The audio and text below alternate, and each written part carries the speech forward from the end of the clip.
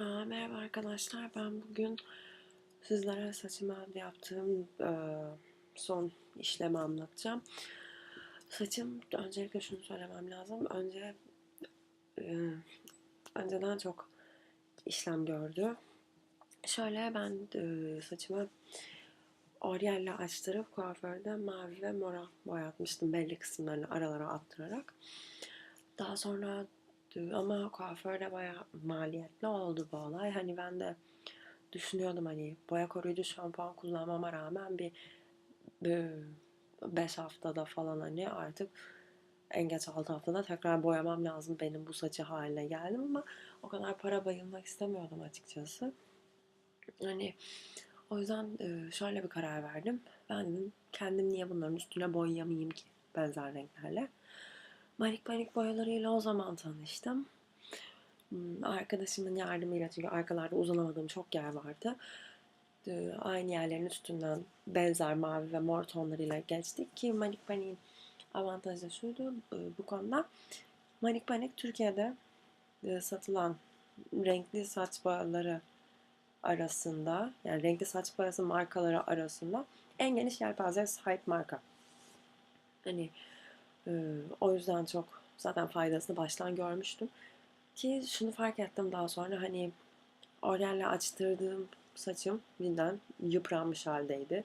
Tarayınca tiftik tiftik oluyordu. Çok kolay elektrikleniyordu. Ama manik panikten boyadıktan sonra böyle biraz daha yumuşamaya başladı. Biraz hoşuma gitti aslında. Neyse tabii ondan sonra ben bunu yaptığımda geçen yazdım. Okullar açılacak dediler. Okula seni bu saçla almaz dediler.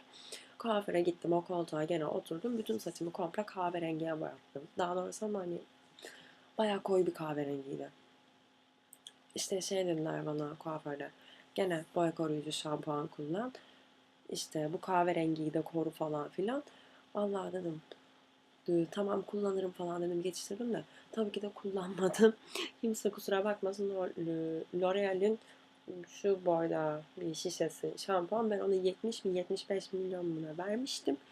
O boyayı hiç kahverengi boya akmasın diye kullanmaya niyetim yoktu. Kullanmadım. Kendi zamanla açık kahveye döndü zaten. En önde şu iki tutamım sarıları ortaya çıktı. Oriel'le eskiden açılmış sarılar.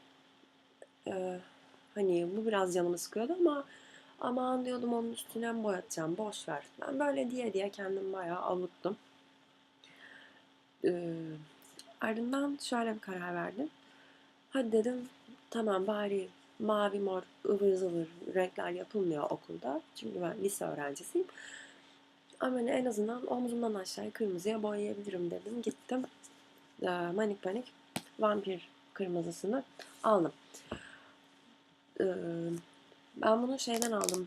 Kadıköy'de Gargamel'den aldım. Fakat Köstebek de Manik Panik boyaları satıyor. Mavi ve moru internetten sipariş etmiştim. Kadıköy'de satıldığını bilmiyordum çünkü onlar biraz şey oldu da. Neyse her yer aynı fiyata satıyor zaten hemen hemen. Tabii internetten alınca da kargo parası ödüyorsunuz. Şey ne diyordum? Ha, omuzlarımdan aşağı kendim boyadım.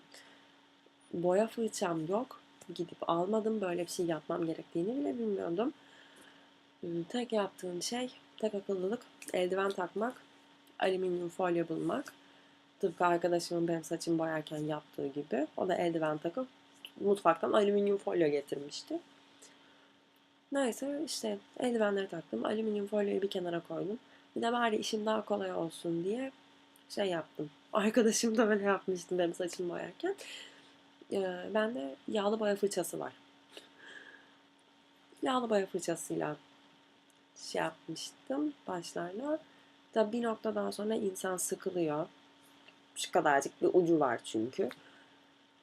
Hani şuradan aşağılar olsa bile insan bir yerden sonra sıkılıyor ne zaman bitecek bu diye. Çünkü bir de ben fazla hızlı hareket edemiyorum o konularda. Biraz tedirgin oluyorum. Bir noktadan sonra elimi direkt boyanın içine daldırıp kendim böyle mıncıra mıncıra boyamıştım. Tabii o da yıkadıkça aktı ki onun için de boya koruyucu şampuan kullanmadım. Yani tamamen cimriliğimden. Neyse bu işte bir iki ay falan şey oldu böyle. Aktı gitti kendi kendine. Çok hafif böyle kahverengi kızıl arası bir şey kaldı ama hani nasıl desem, gün ışığı direkt vurduğunda belli oluyordu sadece artık. Hani artık gitmişti yani. Çoğu insan fark etmiyordu bile. Kendim bile zar zor fark ediyordum. Arada böyle parlıyordu. Aa, hala var bir şeyler falan yapıp seviniyordum da. Artık dedim bu böyle olmaz. Hazır dedim, benim önlerde sarılar da vardı. Dedim onlardan da kurtulayım. Madem dedim omuzlarından aşağı geri istiyorum. Önlerdeki sarılardan da rahatsızım. Zaten bu boya hani ben mi az kullanıyorum bilmiyorum ama bana yetiyor. Yani gördüğünüz üzere ben saçımı ikinci boyayışım bu boyayla. Bitmiyor yani, internette bakıyorum, videolar izliyorum. 2-3 kutu alanlar var. Ne gerek var? Bunun şu an kutusu 45 lira. Hani ben sırf saçımı boyayacağım diye 45'i 3 ile çarpayım, 15. Elde var. 210 lira vermem. Kuaföre verdiğim para oydu zaten. Anlamı yok. Çünkü benim işte illa bitkisel olsun, illa işte vegan olsun bilmem ne yok öyle bir şey. Sadece iş görsün ve saçlarımı fazla yıpratmasın. Bütün derdim buydu. Biraz da diğer boyalardan daha uzun süre dayanabilmesini isterdim de hiç şey, Manik Paniğ'in de daha uzun süre dayanan yarı geçicileri var. Amplified, onları hiç denemedim. İnşallah bir gün denerim. Neyse şey işte, bundan gene fırçaya girmedim bile bu sefer kendimi bildiğim için. Direkt elimi daldırıp eldivenlerle mıncırdım. Alüminyum folyoya sardım. Bekledim 20 dakika falan. Sonra duruladım. Saç kremiyle taradım. Kuruttum. Ee, Bu işlemi hangi gün yaptım? Pazartesi yaptım. Bugün günlerden Cuma'ya girdik. Ben bu videoyu gece çekiyorum. Perşembeyi Cuma'ya bağlayan gece. Yani 3-4 gün oldu yani ve e, 2 defa banyo yaptım. Bir defa yağmurda ıslandım bu süreçte. Ve hani, hala zaten bariz ortada. Işık nasıl vuruyor bilmiyorum ama acaba dönsem mi? Ya ben memnun kaldım aslında. Manikani'yi başarılı buluyorum. Böyle daha mı iyi oldu? Keşke gün ışığında çekseydim bu videoyu. Yani diplerimle farkı bariz ortada zaten. Ee, Şu an galiba ışık fazla parlıyor, biraz pembe görünüyor da değil. Kullandım. Memnunum. Hani bana şey diyen çok oldu. Kendi kendine boyamıştın ve becerememişsin diyen çok oldu. Ben de bunu daha sonra fark ettim.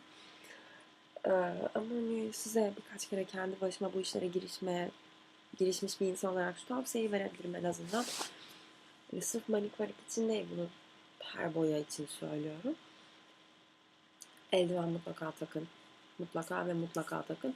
Hani hatta imkanım olsa saçlarımı durularken bile gene eldiven takardım.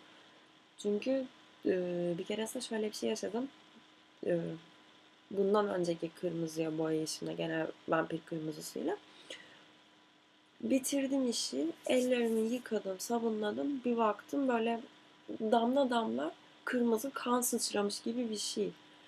Ve hani bir gün 2 gün boyunca geçmedi. Ne kadar böyle sabunlasam da kazısam da boya denize geldiğinde gitmemekte çok inat ediyor.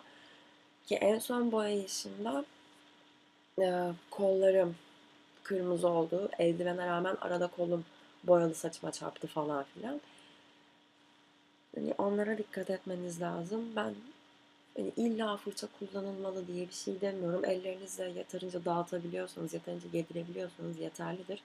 Ama mutlaka yapmadan önce, boyama işlemine başlamadan önce saçlarınızı tarayıp birkaç tane lastik toka edinip 5-6 parçaya bölmeniz ve ona göre önceden alüminyum folyonuzu hazırlamanız lazım. Bir kenara saçınızı kaç parçaya ayırdıysanız o sayıdan bir tane fazla ekstra olarak birini yanlışlıkla yırtabilirsiniz. Başıma geldi. Parçalar şey yapıp bir kenarda tutmak.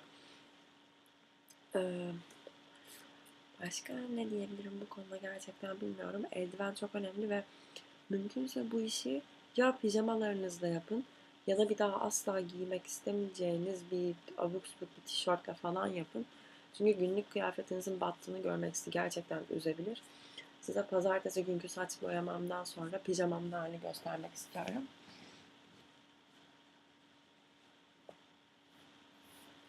İçi dışına çıkmış.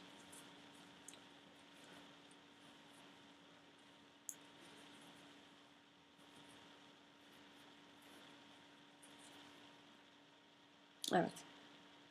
Böyle oldu. Bunlara da dikkat. Ama şunu söyleyeyim. Tabii ki şu bir gerçek. Oryalle açtırdıktan sonra boyadığınızda tabii ki renk daha belirgin oluyor. Daha açık oluyor. Kahverengi saçın üstüne direkt uyguladığınız zaman, ki ben öyle yaptım kırmızıları, daha koyu duruyor. Bir de nasıl diyeyim? Gerçi Manik Panik'in oryalle açılmış saçın üstüne uygulandığında hem daha iyi durduğu, ki bu her boya için gerçek. Ama bu oryalle açılırken yaşadığı yıpranmaları da onaracak kadar besleyici olduğunu iddia edenler var. O konuda bir yorum yapamıyorum çünkü bilmiyorum. Benim tek diyebileceğim, saçımdan yumuşak geliyordu. Eldiven önemli. Pijama giyin. Alüminyum folyo önemli. Yeterli süre bekletmek önemli iyice oturması için. Evet, diyeceklerim bu kadar. Bir dahaki saçımı boyayacağım zaman bütün rezil olma ihtimallerini göz önünde bulundurup belki boyarken bir video çekebilirim. Öyle bir planım var.